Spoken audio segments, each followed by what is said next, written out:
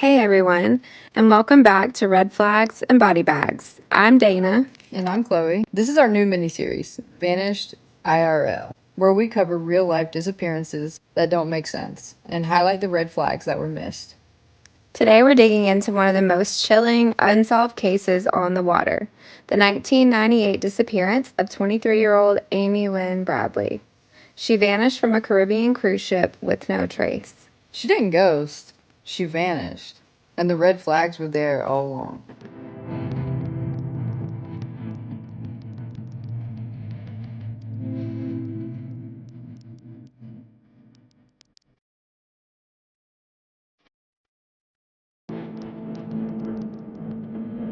March 21st, 1998.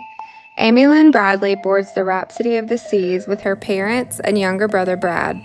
It was a graduation gift, just a fun family cruise before adult life kicked off.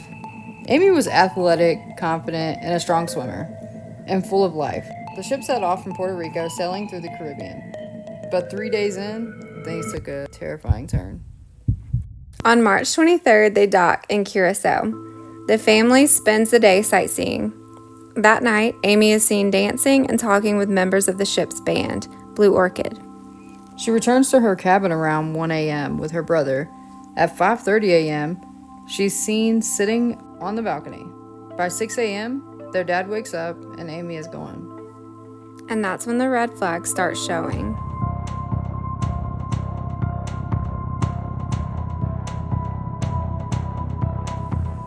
Red flag number 1. The family alerts the ship immediately and begs for a lockdown, but nothing is done. The ship docks just hours later in Curacao, and passengers start disembarking.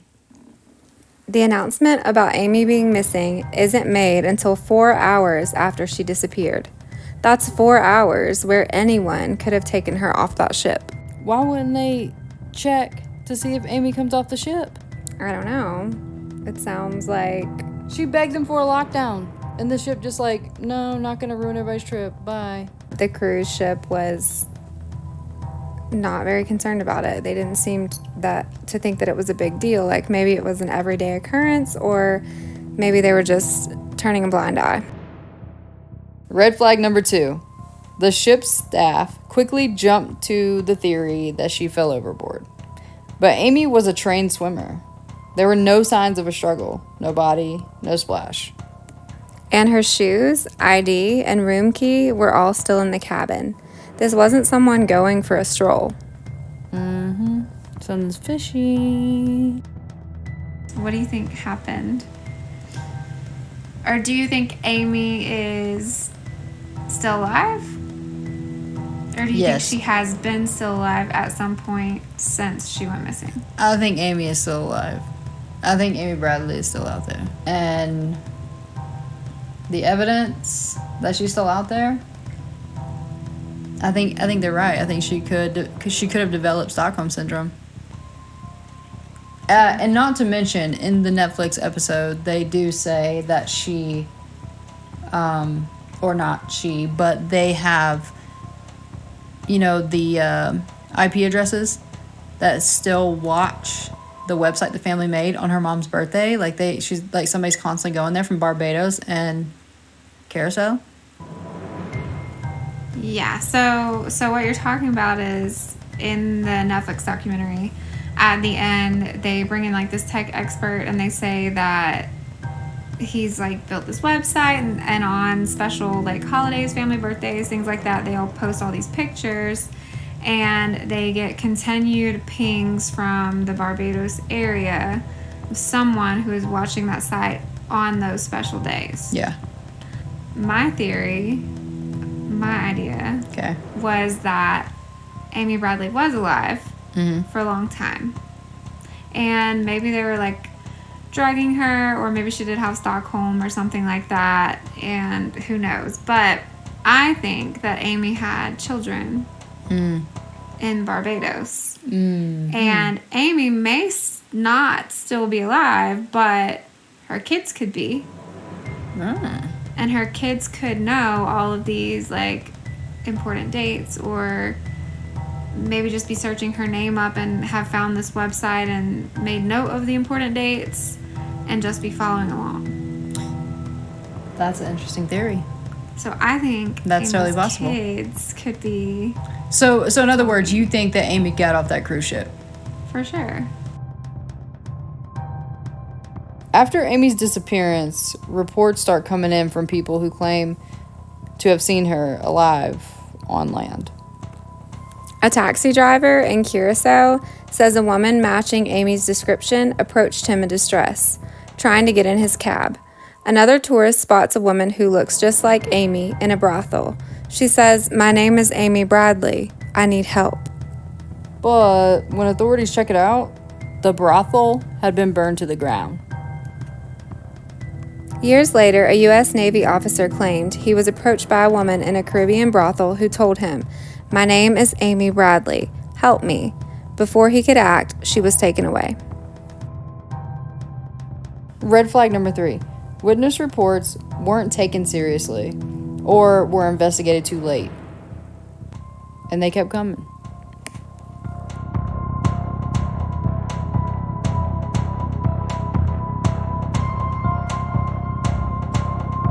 Amy's family has never stopped searching.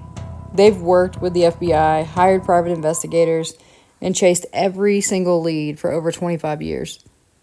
They've pursued every theory, from trafficking to foul play by cruise staff, and they've faced pushback and silence at every turn. Red flag number 5. Despite all the security on board, no surveillance footage has ever been released from the time Amy disappeared. That's not just unusual, it's suspicious. If she got off the boat, which I think she did, she could have been drugged and put in something and carried off the boat. True. Or disguised off the boat. Like they could have drugged her and disguised her in some way to get her off the boat. And there is that, like, sighting of those 2 girls that were, had been out drinking and were, like, outside and saw, Yellow, the guy that worked on the cruise ship, with Amy go upstairs to the club, and then he comes back by himself. So could they have stuffed her in a laundry hamper or something like that and had her luggage drugged? bag, anything. I think there's been too many sightings of her after the fact for her to have not been there. Agreed. I'm telling you, I think that she's out there. I think that she's been under the influence a lot because of them. I think she's been drugged. And it's possible she could have had kids. That's very possible. That's a good theory. And then what about those pictures that surfaced that were, like, all in the media of them saying, like, they did had the facial reconstruction experts go look at the pictures, and they, like, did all the measurements, and they said they think it's her. Yeah, they did measurements of things that don't change with age. So I don't know, I just find it super strange that with all of that evidence that someone is alive, why was there not more done to find her? Almost like maybe there was this human trafficking thing that was just, like, a known thing, and maybe the police were paid off, or maybe, like, the locals were paid off, or they just know it's too dangerous to do it. Yeah, and they just weren't able to get the information that they needed. Yeah, that's totally possible too. I definitely don't want to go on a cruise after. I do believe that she got off that ship somehow. Yeah, it's kind of like a major red flag that the cruise line wasn't more concerned about someone that was missing. Yeah. And they didn't really try to help the family very much, so I feel like there's a lot that could have been prevented. Yeah. It's almost like they were doing it on purpose a little bit. Somebody was in on it. But it's interesting, though. Out of all that that big-ass cruise ship, and you have just one female off that cruise ship, do they, like... The one female that everyone had been taking her pictures and asking about her and talking to her, and she was lighting up the whole room, and the one passenger that had everyone's attention.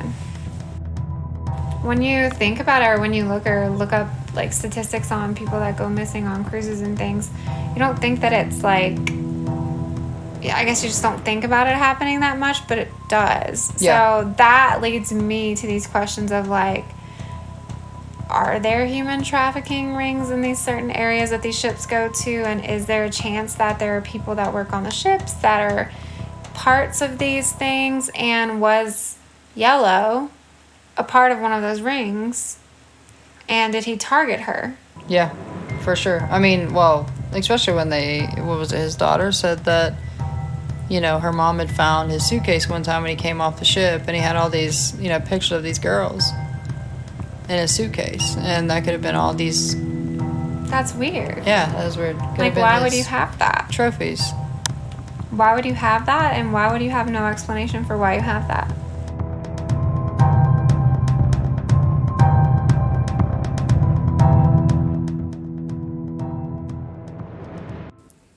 Let's break down the red flags. 1. The ship wasn't locked down. Why not? Right? Like, that's a little suspicious. 2. They pushed the overboard theory immediately. Like, no. Not everybody jumps off of a cruise ship. It's almost like they've done that before. 3. Multiple credible sightings weren't followed up in time. I'm sorry, but if somebody is going to do that, like, say that they seen her and they actually describes her with her tattoos and everything, I'd be all over it. It's almost like they're turning a blind eye. Mm-hmm. Number 4. No security footage has ever been released. Amy Lynn Bradley didn't ghost. She vanished in real life, and someone, somewhere, knows what happened. If you have any information about Amy's case, contact the FBI or visit amybradley.net.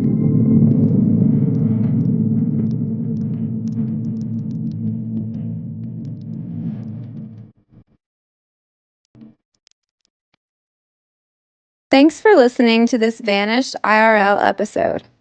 This week, we're heading back to our Red Flag Husband series, and you won't want to miss it.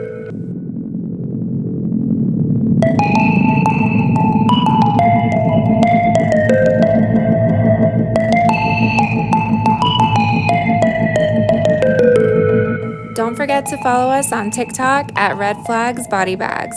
If you like what you heard, leave us a review, or at least double check your partner's search history. Until next time, stay suspicious.